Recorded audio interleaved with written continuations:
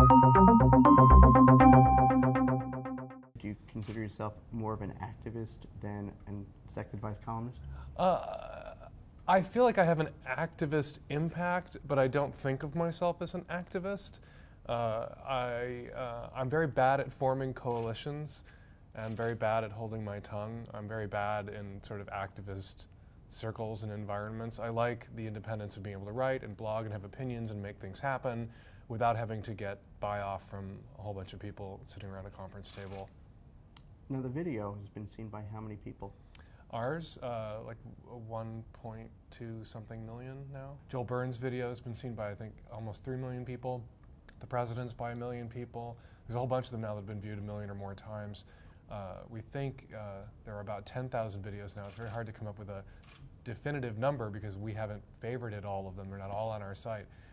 And there's probably 25, 30 million views now for all the videos together. How did the campaign get started?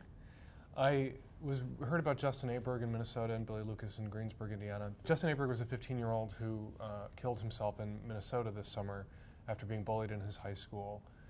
And Billy Lucas was a 15-year-old in Greensburg, Indiana, who killed himself after being very brutally bullied in his high school. He wasn't gay identified, so he may or may not have been gay. Not everyone who's bullied for being gay is actually gay. Some people just perceive to be gay.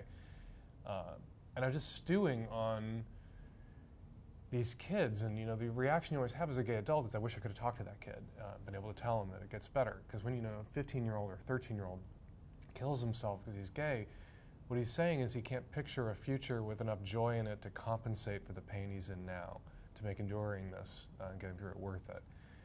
And we gay adults know that adult gay life is pretty awesome. You don't have to be Ellen, you don't have to be rich and famous, you don't have to be a porn star Adonis. You can have a totally rewarding, wonderful adult gay life. And a lot of gay kids don't know that. And so you wish you could tell them that it gets better. And that was the phrase that kept rattling around in my head. I wish I could have told that kid it gets better.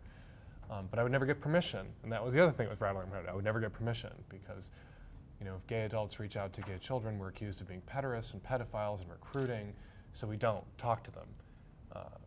And then it just occurred to me on the train to JFK that I was waiting for permission that in the YouTube, Facebook, Twitter era, I no longer needed, and that we could make a video, encourage other people to make videos, and use my column and my podcast to get my audience to kick it off, to talk to these kids directly and to let them know that indeed it does get better. There was a moment where I watched this video that was made by this man talking about how he was so brutally bullied when he was 13 years old in school. And talking about what he had endured, and then talking about his life now and how much better it got. And as I was watching that video, I got an email from the mother of a 13-year-old who was being brutally bullied in school. And all I did was I emailed her the link to that video, and she showed the video to her son, and her son sent a message to, not to me, but to the guy who made the video via his YouTube account. And that guy ended up talking to this 13-year-old about how he got through it. So you don't take ownership in terms of these videos that's being posted by anyone and everyone. I mean, they're part of a campaign that you launched, but they're doing them independent of you and the organization. The only thing, we do the gong. Like, we put videos up on the website, our website. We sometimes showcase them. We're creating playlists. So there's videos we endorse, and the bar is set very low because we want there's real multiplicity of voices. But there are some videos up that I've watched and I'm going, and we have no control. We've invited people to speak to gay youth, and everyone is jumping in and doing it. Have you had to take any down? Were there any that you thought were just not appropriate, or that they just Well, I don't have the power to take them down, because I didn't put them up. Right.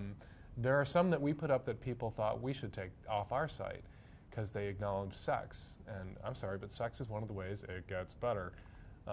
As an adult, it's something to look forward to, and it's a huge part of gay life, and it's hugely risky for a lot of young gay males part of gay life, and they need to know how to navigate it. So I thought that was appropriate. There's some there are videos up by the President of the United States, Prime Minister of Great Britain. There are videos up by drag queens and porn stars.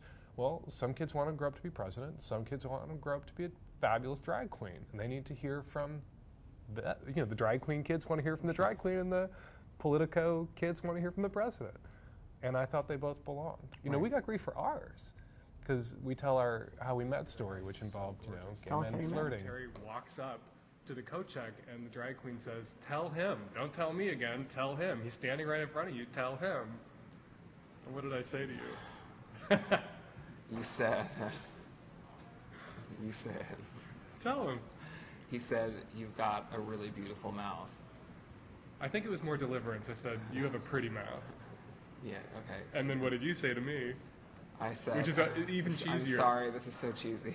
I said, "The better to eat you with." And we're still together 16 years later, you know? And we put that up, and it's embarrassing, and we were both like drunk, and we were joking and being ironic, but it worked. And we put that up, and we got all these messages from some high school guidance counselors saying, "You need to edit that out of your video, or I can't send kids here," because it acknowledges the existence of oral sex in boys with pretty mouths. And I wrote back to them and just said, "We don't need you. We're going over your heads." That's what's really subversive about the project. We're not waiting for the permission or an invitation anymore. We're using social media to reach these kids directly and through viral videos and a viral campaign. So we don't need mom and dad to send you there, or your teachers, or your guidance counselors, or your preachers. My boyfriend and I gave ourselves permission to talk to gay kids, whether people wanted us to or not. By proxy, we gave everybody permission to talk to gay kids who were in pain. And it's been, and that's the revolution, that right there. Has it gotten better? For me, when I came out and told my parents I was gay, I was telling my Catholic parents not just that I, was attracted to boys. I was telling them I would never get married, I would never have children, I would have a really marginal professional life and career. I could never be a Marine. And now here we are, 25 years later, 30 years later, and I'm married, and I have a child, and I have a great job, and now I can be a Marine. So yeah, things have gotten a lot better. Great. Not that I want to be a Marine. Exactly. That's another reason not to join the Marines. Yeah. No need to worry.